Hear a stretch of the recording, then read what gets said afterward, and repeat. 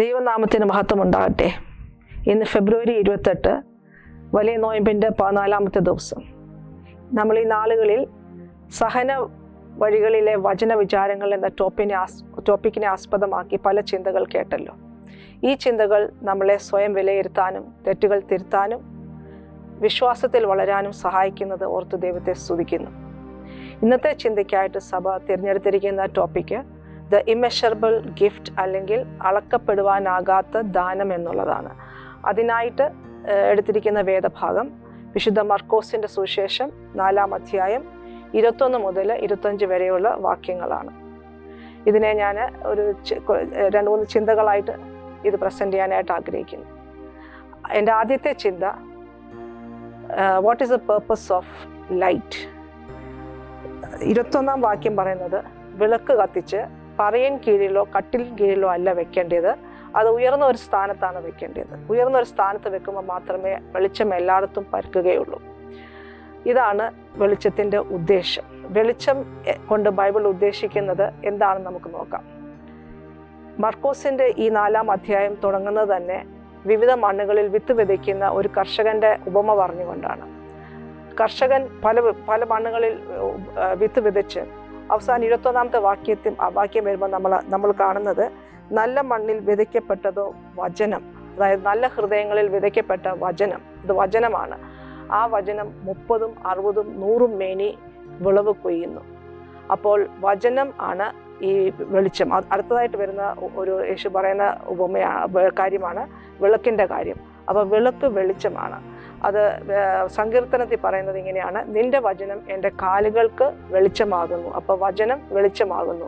അന്ധതമസിൽ കഴിഞ്ഞ ജനത്തിന് വെളിച്ചമേകാനാണ് വചനമാകുന്ന യേശു ജഡം ധരിച്ച് ഭൂമിയിൽ വന്നത്. ഈ വചനത്തിൻ്റെ പൊരുൾ അറിഞ്ഞ ഒരാൾ, അയാൾക്കൊരു റെസ്പോൺസിബിലിറ്റി ഉണ്ട്. അതാണ് എൻ്റെ രണ്ടാമത്തെ ചിന്ത. വചനത്തിൻ്റെ പൊരുൾ അല്ലെങ്കിൽ വചനം റിവീൽ ചെയ്യപ്പെട്ട ഒരാളുടെ റെസ്പോൺസിബിലിറ്റി. ആ റെസ്പോൺസിബിലിറ്റി എന്താണെന്ന് വെച്ചാൽ, അത് അയാൾ മറ്റുള്ളവരുമായിട്ട് ആ വചനം ഷെയർ ചെയ്യണം. അയാൾക്കുണ്ടായ സ്പിരിച്വൽ ഗ്രോത്ത് മറ്റുള്ളവരുടെ സ്പിരിച്വൽ ഗ്രോത്തിന് വേണ്ടിയിട്ട് ഉപയോഗിക്കണം. അത് നമ്മളെ 3-ാമത്തെ ചിന്തയിലേക്ക് നയിക്കുന്നു, അതായത് സ്പിരിച്വൽ സ്റ്റുവേർഡ്ഷിപ്പ് ആൻഡ് ഷെയറിങ്. നമ്മളെല്ലാവരും സ്റ്റുവേർഡ്സ് ആണല്ലോ. 25-ാമത്തെ വാക്യം അവസാനിക്കുന്നത് ഒരു വാർണിങ്ങോട് കൂടിയാണ്. നമ്മളിത് ചെയ്തില്ലെങ്കിൽ എന്ത് പറ്റും? നമ്മളിത് ചെയ്തില്ലെങ്കിൽ നിങ്ങൾ അളക്കുന്ന അളവിനാൽ നിങ്ങൾക്കും അളന്ന് കിട്ടപ്പെടും. നമ്മൾ ദൈവവചനത്തോട് കാണിക്കുന്ന നമ്മുടെ ആറ്റിറ്റ്യൂഡ്, അതനുസരിച്ചായിരിക്കും നമുക്ക് ദൈവം തിരിച്ചു തരുന്നത്.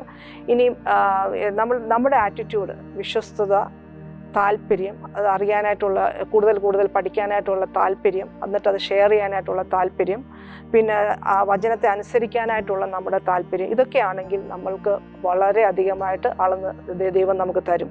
അതേസമയം നമ്മുടെ ആറ്റിറ്റ്യൂഡ്, ഒരു താലന്ത് കിട്ടിയവൻ ഒളിപ്പിച്ചു വെച്ചതുപോലെ, നമ്മൾ അറിഞ്ഞ ആ പൊരുൾ if you keep it to ourselves, നമ്മളിൽ തന്നെ അത് സൂക്ഷിച്ച് വെക്കുകയാണെങ്കിൽ നമുക്കുള്ളതുകൂടെ എടുക്കപ്പെടും, എന്നിട്ട് ഉള്ളവന് അത് കൊടുക്കും. അതാണ് പറയുന്നത്. അല്ലാതെ നമ്മൾ തെറ്റിദ്ധരിക്കരുത്. ഈ പറയുന്ന ഇമ്മെഷറബിൾ ഗിഫ്റ്റ് ഈ ലോകത്തിലെ എന്തെങ്കിലും സമ്പത്താണോ എന്ന് വിചാരിക്കരുത്. നമ്മൾ മത്തായിയുടെ സുവിശേഷത്തിൽ കാണുന്നുണ്ട്, 22-ാം അധ്യായത്തിൽ കാണുന്നുണ്ട്, ഒരുവന് ഒരു വയലിൽ വിലകേറിയ ഒരു മുത്ത് ഉണ്ടെന്നറിഞ്ഞപ്പോൾ അവന് ഉള്ള സമ്പത്തെല്ലാം വിറ്റിട്ട് അവൻ ആ വില കൂടിയ വിത്ത് മേടിച്ചു. ആ വില കൂടിയ വിത്താണ് ദ കിങ്ഡം, അല്ലെങ്കിൽ ആ വയലാണ് ദ കിങ്ഡം ഓഫ് ഗോഡ്.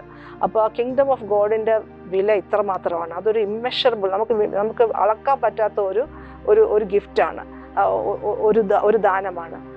അതിനെ മനസ്സിലാക്കാനായിട്ട് നമുക്ക് തന്നിരിക്കുന്ന കാര്യമാണ് ഈ വചനമെന്ന് പറയുന്നത്.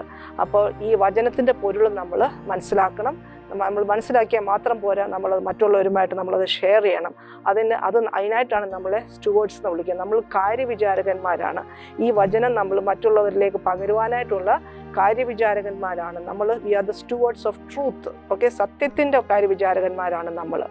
അപ്പം സുവിശേഷം നമ്മുടെ ജീവിതങ്ങളിൽ അത് പ്രൊക്ലെയിം ചെയ്യപ്പെടാനായിട്ടുള്ളതാണ്, അല്ലാതെ അത് ഒളിപ്പിച്ച് വെക്കാനായിട്ടുള്ളതല്ല. ഓക്കെ, അത് പ്രൊക്ലെയിം ചെയ്ത് അത് ഉയർത്തി ജീവിക്കുവാനായിട്ട് we should not be ashamed about it.